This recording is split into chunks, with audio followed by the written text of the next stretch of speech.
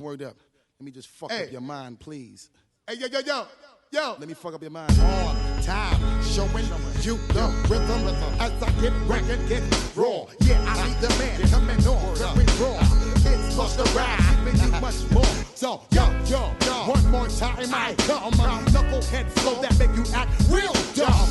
Yo, I burn your food like Florence. Run up in your grip like my name was Search Warrants. Shut your mouth, nigga, don't you complain. Fix you up, makes you whip cut like cocaine. Ooh, insane to your brain. Right on your subconscious, I'll leave my shit stain. I'll be the mostest with rhyme overdoses. I'm stepping over shit like I need osmosis. Sick lyrics like multiple sclerosis. Focus while I display flows ferocious. Weak niggas just fall and keep tumbling. Distribute lyrics like I'm hand to hand. Hustling. Hardcore like Rick Draw, McGraw. But what you heard, you ain't heard this before. I make sure everything we need. Alright. What's up, people? Episode 3, Ignorant Bliss Podcast. You know, your host, Julian Lytle. So, I think we'll start this week's episode with some game stuff, man. I got hyped this week. You know, the other day, it was leaked that the final boss of Marvel's Capcom 3 is Galactus. Big G Money himself. Called him. He eats planets.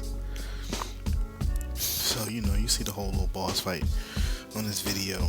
You know, like basically a camera directed at the TV.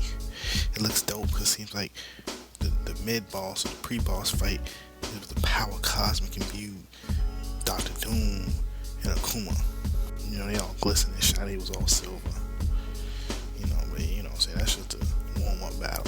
Then you see Galactus coming all angry, pissed off, with his little weird, like, square eye pupils.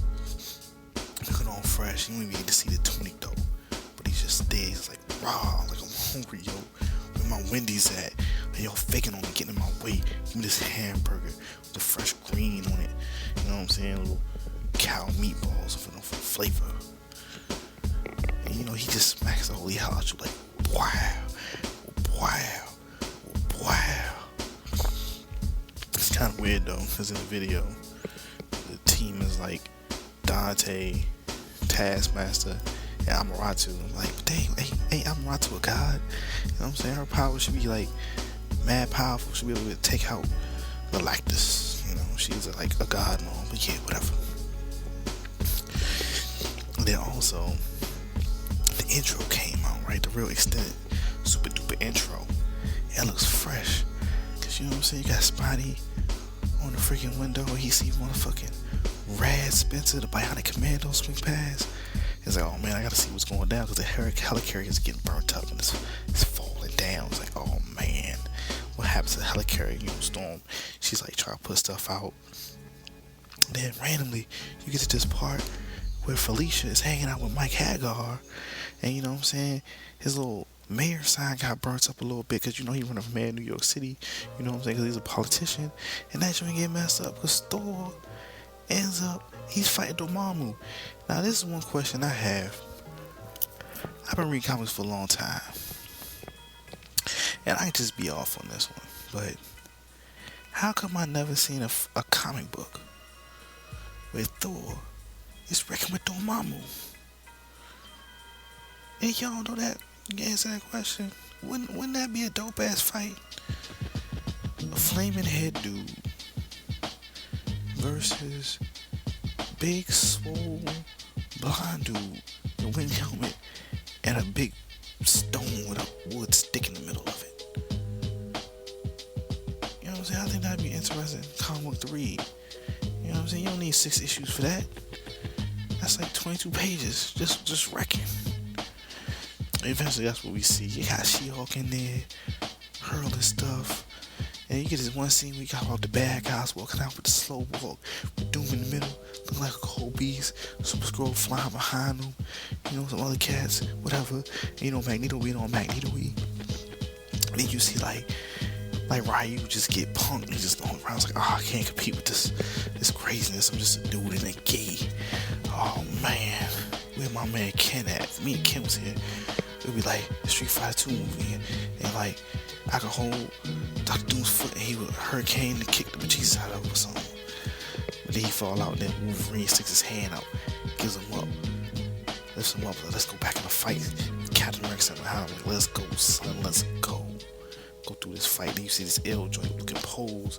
It's like a dang on ski full cover to a comic book we're never going to read. But we get to play it though. So that's what's gonna be hype about it. Get to make our own destiny. Whereas some writer will probably write some like somebody lame or somebody else to say today. He'd be like, you know what? I think Wolverine can say today with Deadpool and MODOK. And you know what?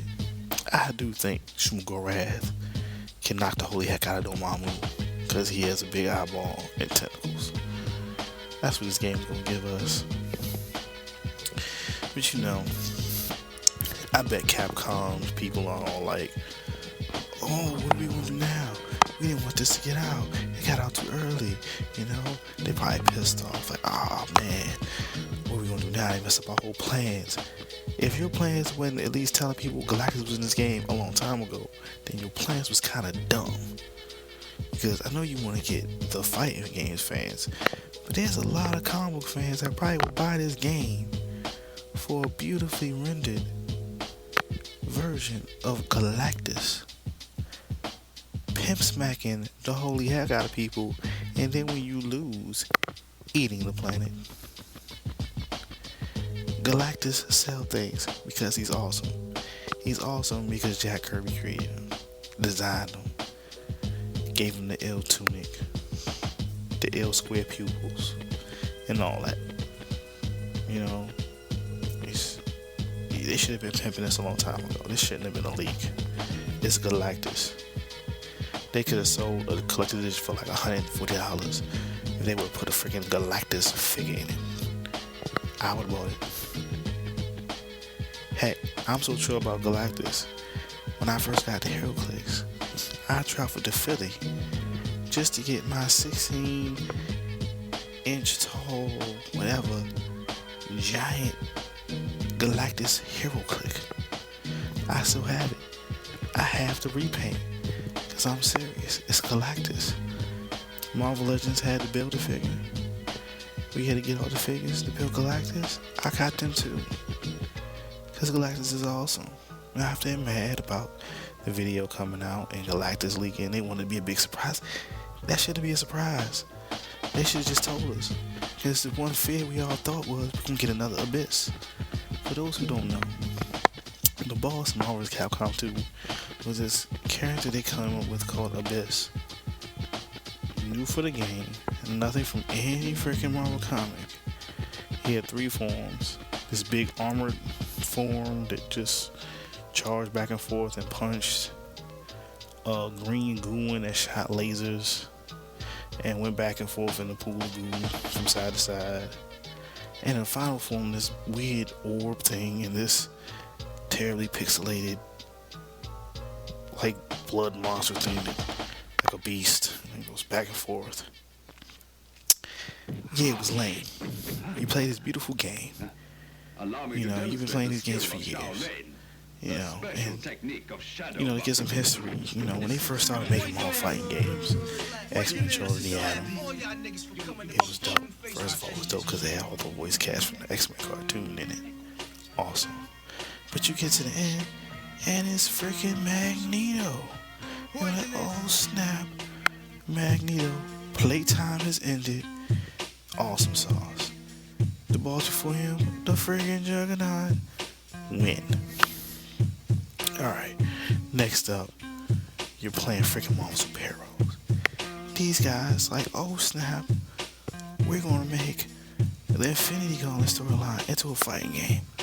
Beautiful. Got Infinity Gems, special powers. You know, second from the boss, Dr. Doom. He's in his chair, he's a beast. Awesome. You beat him.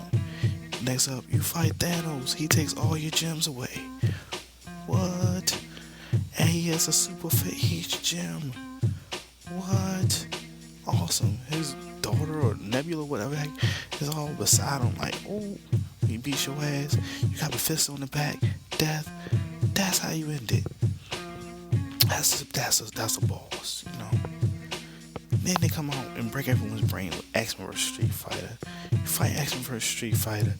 You get to the end, and guess who it is? Apocalypse. And guess what? He grows the size of the whole screen. What?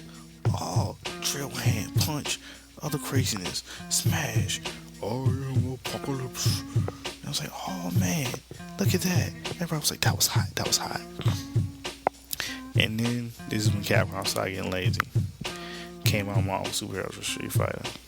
Told, okay, you got some more Street Fighter characters in there. You know, some other characters you have in the X-Men ones, because, you know, Spider-Man, you know, the Marvel characters, you know, Captain America and stuff like that.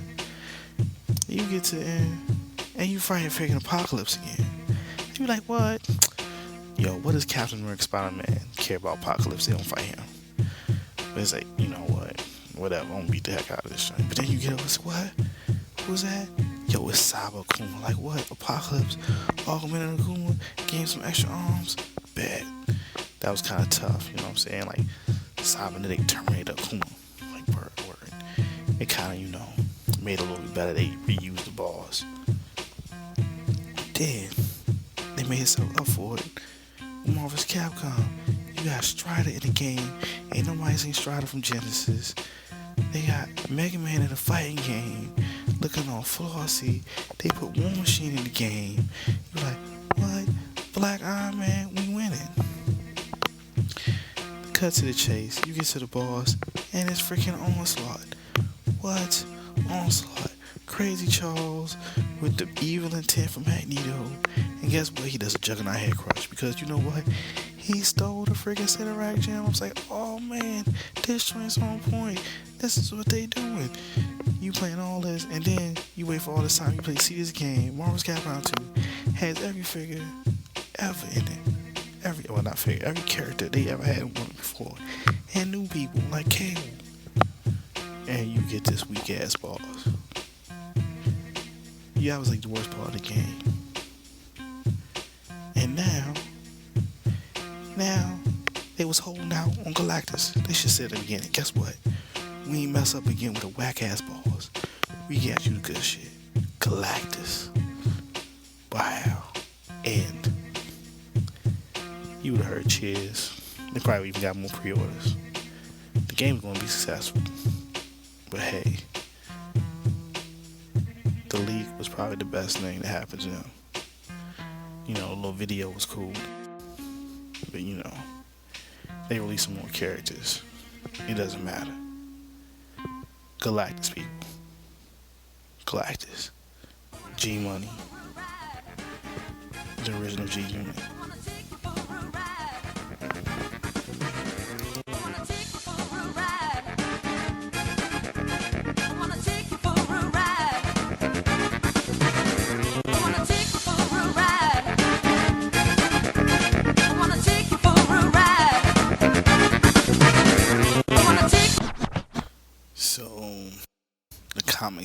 The comics game. Last week, I made the plunge after borrowing every single Why the Last Man trade. And I read the whole thing in 5 days. You know, only reading on commutes and such. And you know, it was a pretty good series. I don't know if it stand up to all the hype that some people, you know, gave it. It was so great. I think I have some personal biases with the character. I don't really like Yorick. Kind of selfish to me throughout the most of the series. You're the last man on Earth, and the main thing you care about is getting to your girlfriend in Australia. Like, really? Last man on Earth? And yeah, it's kind of, I don't get that motivation.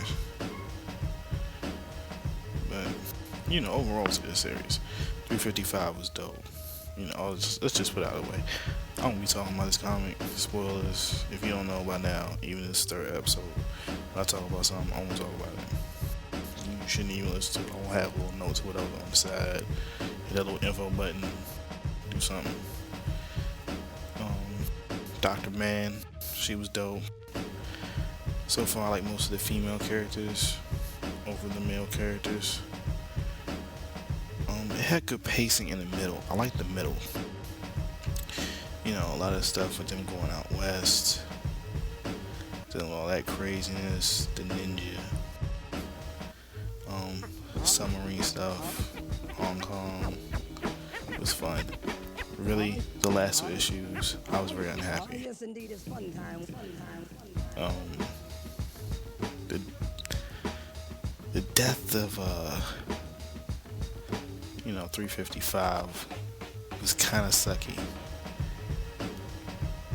I really like that character, and you must say you gotta give some credit to the writer for getting you that emotionally involved. But it was just so unfulfilling. It was almost like you've seen that before. The male character trying to figure out, like, oh, the one I've been chasing for, this is the one I'm supposed to be with. I'm supposed to be with the one that I've been traveling with all over the whole time. That's kind of a romantic comedy staple. And then, oh, you kill her right there. Like, really? And then, like, the last Altair, the Israeli general, or lieutenant general that does it, her confrontation with Yorick over it was just so lacking. She did this because she wanted to kill herself, and she only felt that a man was worthy.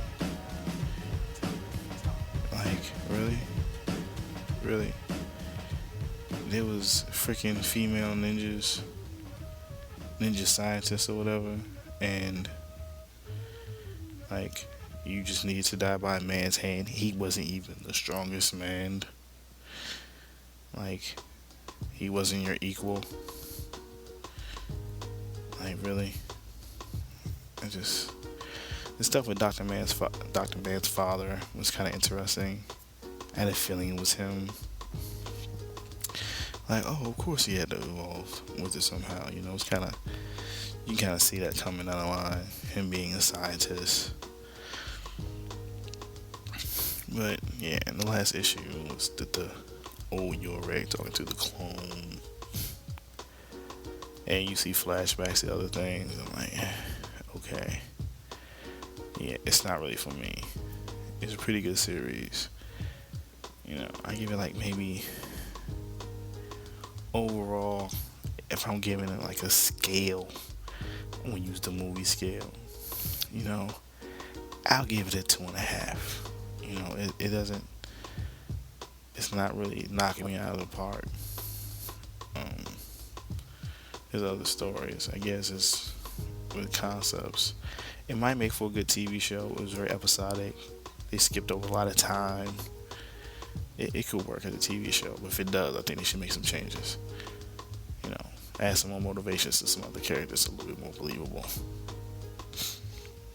But yeah, I read it. I guess I have to find someone to let me borrow 100 bullets so I can read that, and Losers, you know, get some of these Vertigo series from the last 10 years out of the way. Yeah, you know, I'll probably give my thoughts on those. I also read all of Invincible and caught up on Walking Dead up until like before the No Way Out thing started. I'll probably give some of my thoughts on those on another podcast. But yeah, Wild Ass Man, okay. No real movies this week, guys. I ain't seen anything new since the Mechanic. You know, it's only been a week, you know, I can't, see a bunch of movies early all the time, you know, I gotta make my webcomic. You know, let's talk a little music though. I was talking to my homeboy, Sean Causey, creative Panda Force, and recently he was at a poker game and nothing but a G thing came on. He told me this young person did not know what nothing but the G thing is. You know, Now, please know that this person was like 20, 25 years old. I was like, what? How they don't know what nothing but a G thing is? Are they a lame or something? They weren't on it. He was like, nah, man, we're just old. I'm like, I don't know, man. I remember in college, around 2000, 2001, you know, in the late afternoon, like around 5, 6 o'clock, you can still turn to MTV. They still play videos. Like regular MTV, not the extra channels. And you would still see nothing but a G thing on rotation. Now at that time I was about 20. So this person like 5 years younger, maybe 15. Man, I know 15-year-olds watch MTV. Unless their parents let them watch it. It's like, man, nothing but a G thing. They gotta know what nothing but a G thing is. Heck, that song was even in Grand Theft Auto San Andreas. Shoot, it was in Snoop Storytellers on VH1. You know, that's kind of hard to escape that song. They still play that on a regular basis. Nice little throwback mix or something. You know, hear that G-Funk come in. And you telling me a person that age don't know that song? I say they're lame or something. They ain't up on, you know, maybe that's not their genre of music. Maybe they stayed away from it. It's kind of hard. It's kind of a big hip-hop hit. It's from the golden era. If the person was like 20, 18 or something, I'll be like, yeah, you might not know about that. You know, it came out in 93. You know, you might not know about that. You might not know about the Chronic. Ain't that something? That joint came out in 93. The album came out in December 92. Think about that. Next year, next December, Chronic will be 20 years old. Hey, you know what? The world ain't ending, so we're gonna give you to celebrate that. You know, this hip hop tip. You know, I think this September, Tribe Called Quest, the Low End Theory turns 20 years old. Man, I remember the first time I heard Scenario. By far, the greatest posse cut of all time. Now, see, when that came out, I was like in 6th grade. It was 92, man. It was, when it came on the radio, yeah, like, what, you hear one of the greatest anchor voice verses in rap history. When Busta come in with the round like a Dungeons and Dragon, and, you know, they performed that on Arsenio. And, you know, it was a good time, man. I was just getting into X-Men. You know, they just had the arcade game come out. Man, Jim Lee was drawing hot fire comic books. Man, they ain't got that these days, man. Some of you go buy a comic book store. Shoot, don't even go to the comic book store. You just go to the store, pick up a comic book.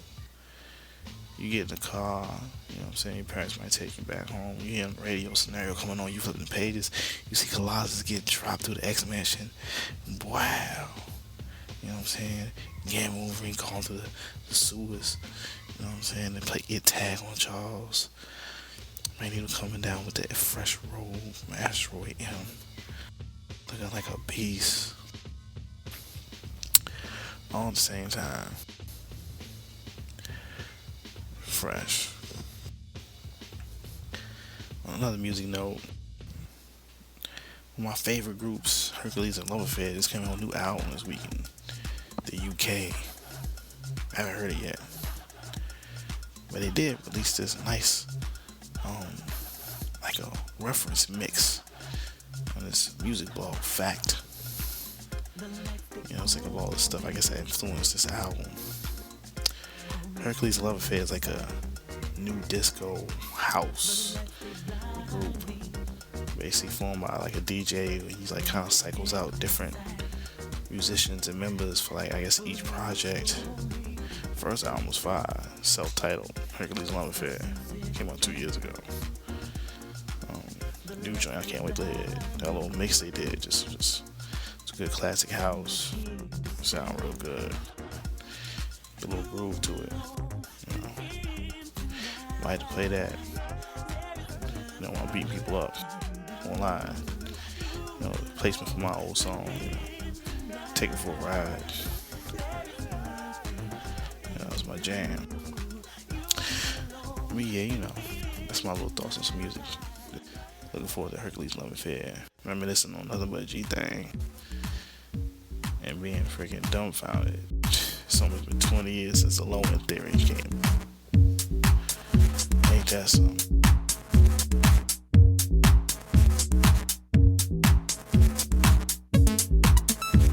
Come on, get up, get up.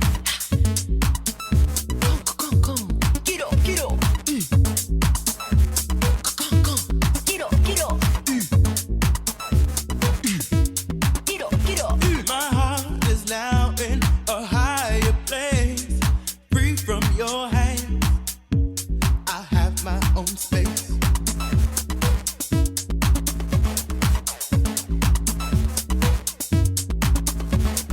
Many times I held your hand, guided through things I didn't understand.